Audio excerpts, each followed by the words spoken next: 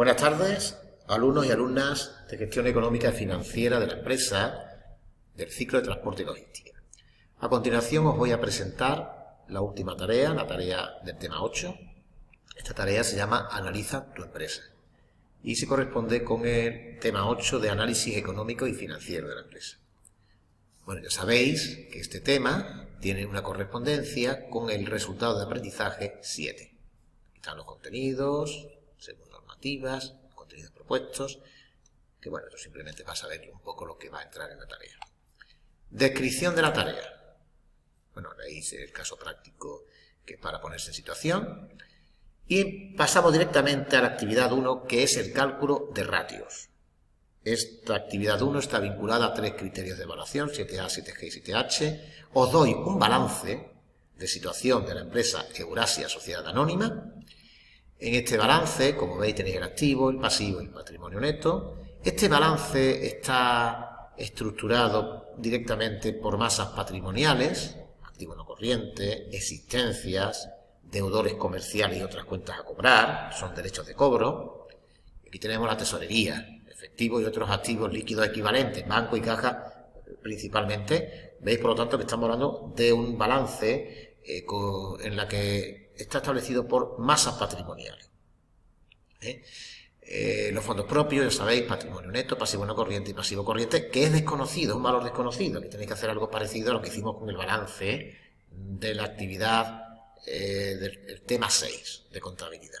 Pues bien, a partir de este balance se pide calcular el porcentaje que representan el activo no corriente, este valor, y el activo corriente. Cuidado con el activo corriente habrá que hacer cálculos, puesto que yo soy el activo no corriente, y todo lo que no será activo no corriente será activo corriente, ¿no?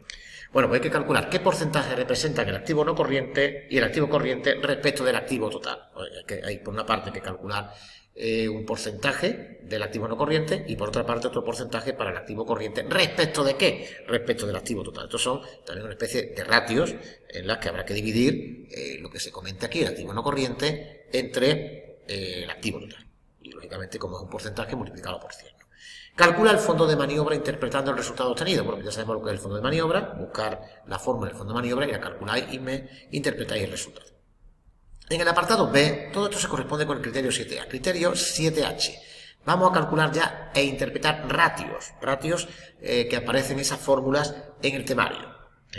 Pues bien, vamos a calcular el ratio de disponibilidad, también se llama prueba superácida. Vamos a calcular también el ratio de liquidez, vamos a calcular un ratio muy importante que es el ratio de solvencia, o también llamado ratio de garantía, y el ratio de endeudamiento. Estos 4 ratios hay que calcularlos utilizando una hoja de cálculo. Por tanto, es importante manejarse en hojas de cálculo para hacer el cálculo de estos ratios. Estos ratios hay que calcularlos utilizando las fórmulas del temario. Muy importante, ya os anticipo, hay un problema en la biblioteca del tema 8, un problema resuelto sobre el cálculo de ratios. Por lo tanto, es muy importante que lo consultéis porque os va a ilustrar mucho con un ejemplo práctico de cómo se aplican los ratios y cómo se calculan también estos ratios. Por lo tanto, este es el apartado B. El apartado C, calculamos la rentabilidad económica y rentabilidad financiera. Entonces ya hablamos de ratios económicos, sabiendo que el beneficio neto del ejercicio ha sido de 32.500 euros y que el beneficio antes de intereses e impuestos es de 64.200, interpretando los resultados obtenidos. Este es el criterio 7G.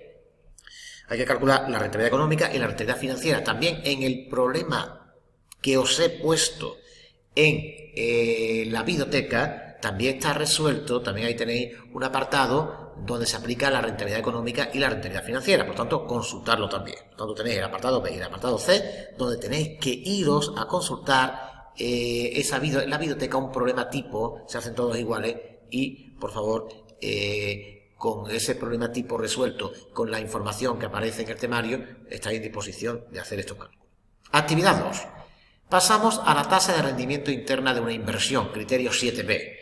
Os doy, recordar que nosotros vimos las inversiones, el criterio del BAN y el criterio del payback, lo vimos en el tema 4. De hecho, en el examen cayó un problema del BAN y un problema del payback. También lo podéis consultar en la biblioteca cómo se resuelven estos problemas, ¿no? Pero bien, pues bien, la tasa de rendimiento interna, la TIR de una inversión, ese método de evaluación de inversiones, no se dio tanto en en ese tema, en el tema 4, sino que se da sobre todo en el tema 7. Entonces nosotros lo hemos puesto aquí en este tema 7. Os doy un problema de inversiones. Un proyecto de inversión requiere un desembolso inicial de 120.000 euros, dura 5 años. En el primer año genera unos cobros de 75.000 euros, en el segundo 55.000, en el tercero 20.000, en el cuarto 68.000, en el quinto 200.000 euros. Además es necesario realizar unos pagos constantes cada año de 40.000 euros cada año. Calcula la TIR de la inversión. Pero para ello vais a utilizar una calculadora, porque lógicamente para calcular la TIR de una inversión en 5 años sería muy complicado hacerlo con una fórmula. Con la fórmula ya sabemos que el TIR es aquel valor, aquel tipo de interés que hace cero el bando de una inversión. Por tanto, habría que despejar el tipo de interés de esa fórmula, pero eso se puede hacer para 1 o 2 años. Más allá se aplica el método de interpolación, que no lo vamos a aplicar porque nosotros directamente nos vamos a ir a la calculadora TIR, y esta calculadora de TIR vamos a poner aquí los valores que nos den. La inversión inicial es el desembolso inicial, el tipo de interés. Bueno, el tipo de interés, estamos calculando el tipo de interés que hace cero el bando de la inversión, aquí no habrá que poner nada. Los flujos de caja, pues el flujo neto de caja del año 1 es la diferencia entre cobros y pagos. Por lo tanto, habrá que saber las entradas de dinero de ese año y la salida de dinero. Lo restamos y obtenemos el flujo neto de caja del año 1 y así sucesivamente.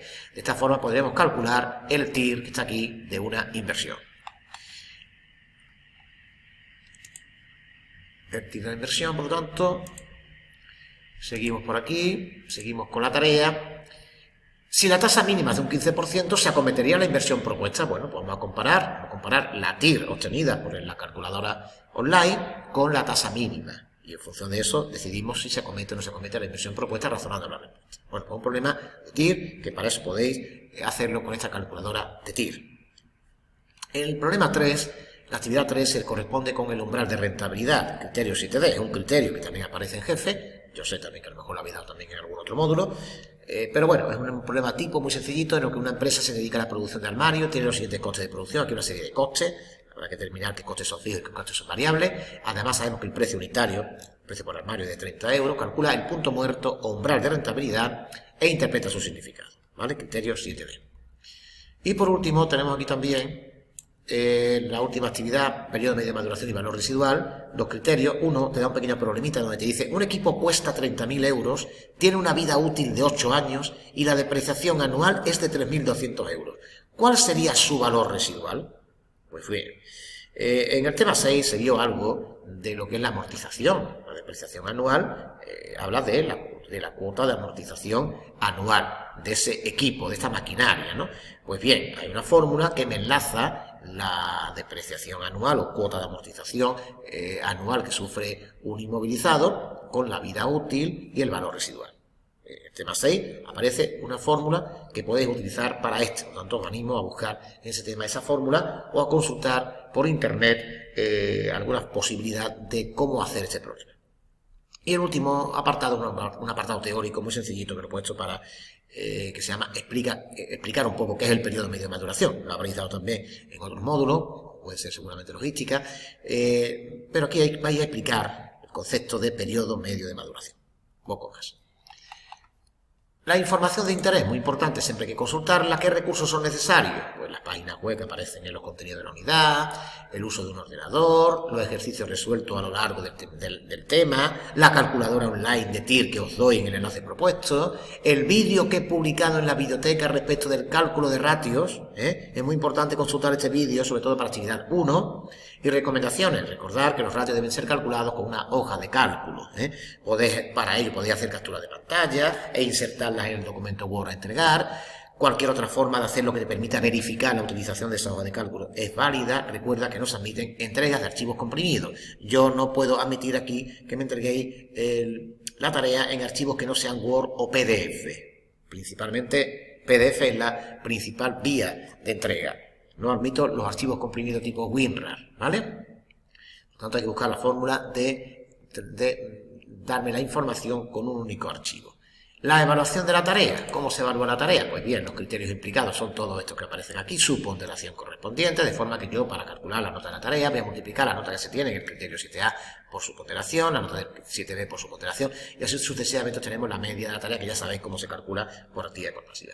¿Cómo valoramos y puntuamos la tarea? Pues bien, cada criterio de evaluación se puntúa de 0 a 10. La actividad 1 tiene 3 criterios, el criterio A, 7A, que el tema de los porcentajes que representan el activo corriente y el activo no corriente, pues bien, aquí tenéis cómo se evalúa el porcentaje del activo no corriente 3 puntos, porcentaje del activo corriente 3 puntos y el cálculo de interpretación del fondo de maniobra 4 puntos, la suma es 10. Con el B, idem de lo mismo, cada ratio es el cálculo 1,5 puntos, la interpretación 1 punto, como son 4, la suma total va a estar 10 puntos.